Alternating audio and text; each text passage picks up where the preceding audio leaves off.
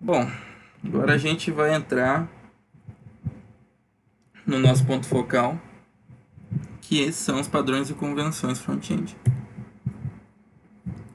Então, que diabos são esses padrões e convenções, né, mano? O que é isso, né? Tipo, por que eu tenho que fazer isso? Eu já sei codar, por que eu tenho que seguir algum padrão? Já tá dando certo? Bom, tem motivos, né? Então, tipo, é... o que que são esses padrões e convenções, também apelidado de Code Standards, que é a versão em inglês? Basicamente, são as convenções de codificação, é, e são um conjunto de diretrizes para uma linguagem de programação específica ou um pacote de linguagens também de programação voltadas para uma área específica, que remenda estilos, práticas, métodos de programação e tal, de forma que a forma como eu codo e que eu mantenho o meu código. Esse mesmo conceito se aplica dentro dos padrões front-end, porque é um pacotinho ali de tecnologias e a gente tem alguns padrões para se seguir de mercado que ajudam a gente tanto na manutenção do código quanto na escalabilidade, por exemplo. Por que eu tenho que seguir isso, né? Tipo, eu já sei codar, minhas coisas estão funcionando, estou entregando, estou recebendo meu dinheiro, o cliente está feliz, mas beleza. Por que eu tenho que seguir isso? Bom, primeira coisa, você entregou lá pro cliente e o cliente de repente contratou uma outra empresa para adicionar uma feature. Vou lá, passo para outra empresa e tal. Aí vem os famosos legados. Você pode ter deixado. Já pensou que você pode ter deixado um legado ruim para outro programador pegar? Sabe? Tipo, já pensou que de repente você está prejudicando o nome da sua empresa se você estiver deixando o programador ruim, fora a sua própria carreira? E além disso, tipo, para você crescer como um profissional e tipo ter melhor performance até nas coisas pessoais suas, é bacana você seguir alguns padrões e convenções independente de qualquer área, né? Então, por que eu devo seguir, né? Mantendo a consistência nos estilos, convenções de código e tal, a gente consegue diminuir o fardo de manter legado e mitigar riscos de problemas futuros, né? Se eu for implementar uma feature nova, como está tudo bem estruturado, eu não vou ter gargalos. Ao aderir melhor a essas práticas, nos asseguramos que um carregamento otimizado, performance e fácil manutenção. Agora entramos nos detalhezinhos, né? Essa parte vai ser bem um pouco meio massiva, né? Tipo, tem bastante coisinha. Tentei minimizar ao máximo aqui, tanto que eu acho que essa apresentação não vai durar muito tempo. Mas qualquer dúvida, vocês podem dar um alô aí e tal. E eu posso explicar melhor e tal. Tipo, fiquem à vontade para fazer perguntas e para me interromper. Beleza? Bom, quais são esses padrões, né? Primeiro que existem inúmeros padrões, né? Tipo, que vão desde as convenções da programação até as noções os padrões, né, no caso, de empresas específicas, que de repente você entra, sei lá, numa empresa grande como Facebook, IBM, eles de repente podem ter padrões de codificação próprios da própria empresa e de serem diferentes entre si. Mas também a gente tem os padrões convencionais, por exemplo, o Clean Code é um padrão convencional que se aplica em tudo, basicamente, e é meio que universal. Então vou citar alguns aqui desses padrões, né, que eu acredito ser importante para uma carreira front-end de qualidade. E lógico que tem vários outros, eu posso de repente deixar algum passar e tal, mas tentei focar nos mais importantes ali para a gente conseguir subir a régua de qualidade nos nossos trabalhos e tal, e conseguir tanto evoluir profissionalmente quanto fazer a empresa escalar no mercado. Bom, Padrões básicos que a gente tem aqui indentação, né? Tipo, você tem que ter um código bem organizado para você conseguir ver o que está acontecendo ali. Evita a compactação do código, né? Que uma coisa meio que implica na outra, né? Às vezes você está deixando uma função totalmente alinhada, tirando error functions no caso, tá deixando um código meio que, tipo, um bloco meio minificado ali no seu código que dificulta você de ver o que está acontecendo. Então, evitar compactação de código em tempo de desenvolvimento. Existem ferramentas que minificam seu código em tempo para buildar e publicar. Então, tipo, você não precisa de fazer isso enquanto você está codando.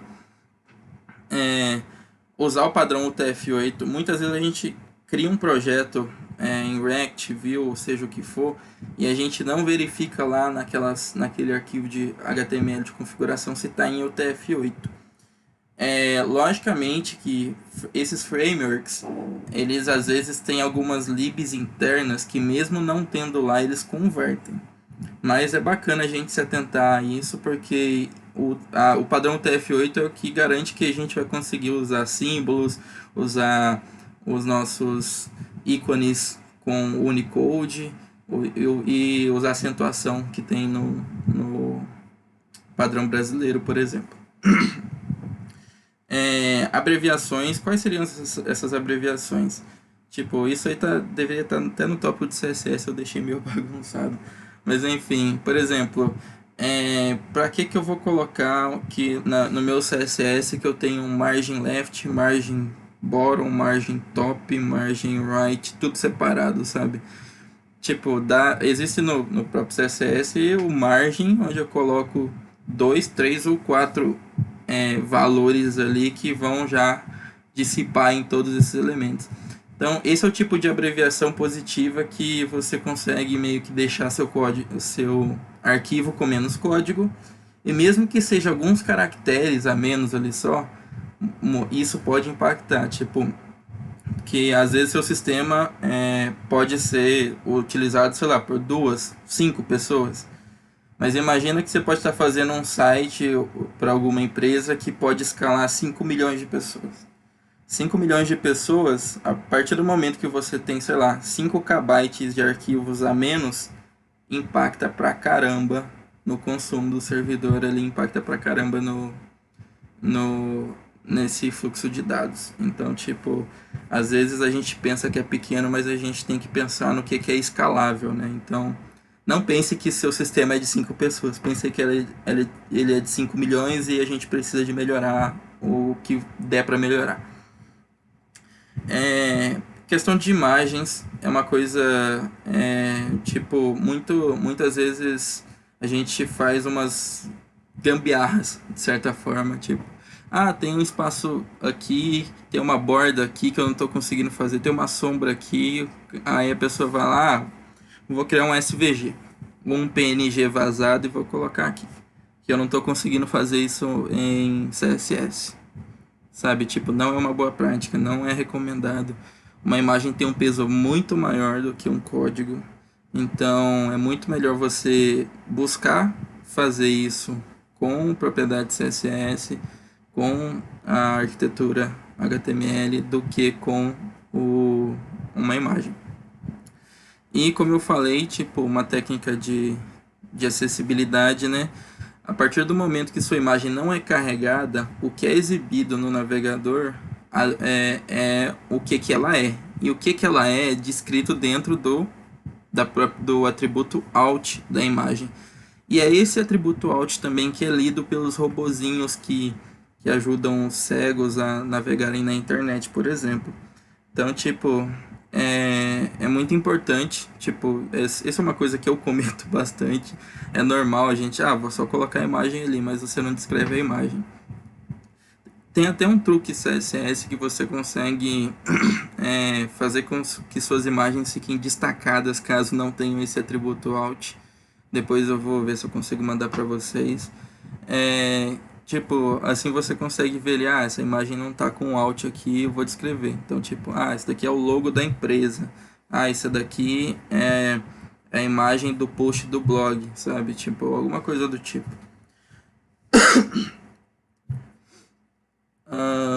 beleza?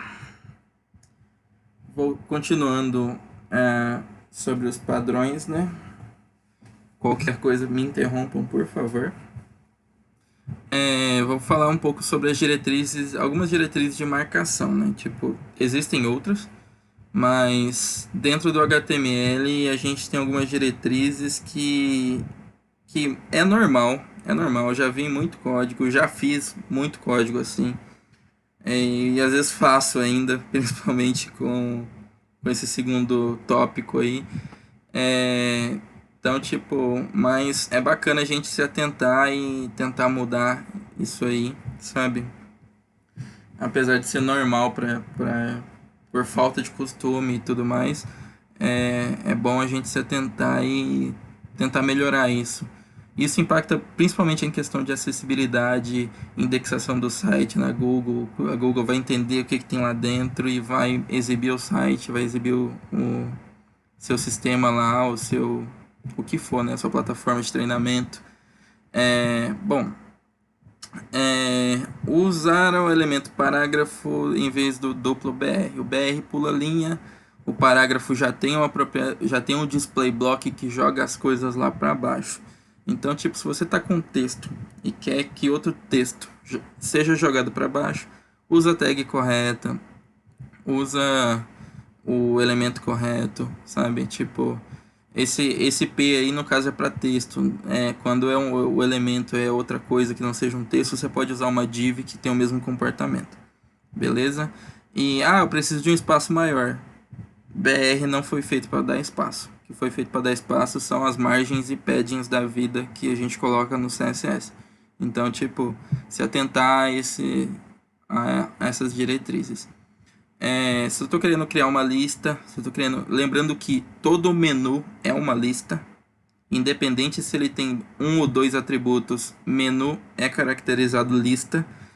E quando o menu é de navegação, se atentar também que, tipo, mesmo que a gente coloque lá um atributo clique lá do elemento, ele é um link, então é importante usar a tag A também, se for no caso do menu. E se for uma lista, usar a lista para listagem, né? Tipo, o restante a gente, lógico, uma div ela é mais crua, eu não tenho que resetar o estilo dela e tal, mas tipo, você entende isso, o robozinho lá de acessibilidade, indexação da Google não vai entender, entendeu? Então, tipo, é bacana a gente se atentar a isso, não ficar usando div, parágrafo para isso. Lógico que dentro dos elementos a gente pode usar divs e parágrafos lá dentro do LI e tal, mas se atentar a isso. Lista, tag de lista, o L ou OL, depende da lista que você está estilizando ali. E menu, lembrar de usar a tag A, se for para navegação. Usar tag label em formulário, isso é muito importante, porque tipo, muitas vezes o cara vai lá e vai clicar no nomezinho, e é importante, quando eu clico no nomezinho ele vai para o meu input adequado, e você consegue linkar os dois através do atributo for, que vai ser ligado ao ID do seu campo. E isso ajuda também os robozinhos a lerem o que está ali dentro, sabe? Esse label aqui, que tem esse valor, esse label tá ligado a esse campo, então esse label aqui é o meu password. Então, tipo, esse campo é o meu campo de password, sabe? Isso também pode ser quando você coloca um placeholder, mas nem todo campo de formulário tem placeholder, facilita. Então, o label é o principal facilitador disso. Então, fiquem atentos a isso, porque senão, se você estiver colocando um campo, fazendo uma plataforma que é acessível para as pessoas, vai ser importante, sabe? Desculpa minhas gafes aí da fala. Não utilizar tabela para layout, tipo, é normal, todo curso de HTML você começa fazendo um templatezinho com uma tabela, mas aquilo ali a gente tem que lembrar que é só demonstrativo e que não é nada convencional. Então, tabela se usa quando você quer exibir uma tabela, nada de usar tabela para formar um layout. E isso dificulta também a responsividade. Lembrando que tabela responsiva não existe, sabe? Não existe assim, tipo, você não consegue ficar quebrando, essa coluna aqui vai virar uma linha. Não dá, entendeu? Usar apropriadamente as tags thead, thebody, th. Que tipo, essas tags muitas vezes elas são comidas na hora de você fazer uma tabela, porque a tabela não precisa dessas tags. Ela entende a table row e a table data, que é a tr e a td normal. Então é normal às vezes você encontrar várias tabelas em vários sistemas que só tem a tr e td. Mas tipo, a tabela tem um head ali que é para mostrar que esse é o cabeçalho, tem um body que é para mostrar que esse é o corpo, e tem um h, o th, que é para mostrar que esse é um item de cabeçalho. Então é bacana você se atentar a esses padrões, porque assim o robozinho lá vai conseguir entender o que está acontecendo. Aqui um exemplo, né? Tipo, eu tenho aqui meu cabeçalho com uma tr, que é a minha linha, e dentro dessa linha eu tenho um item de cabeçalho. Mas muitas vezes a gente só usa essas propriedades aqui, ó, que é a linha e o elemento, o que deixa a nossa tabela meio que funcionando, mas deixa ela crua e de difícil entendimento.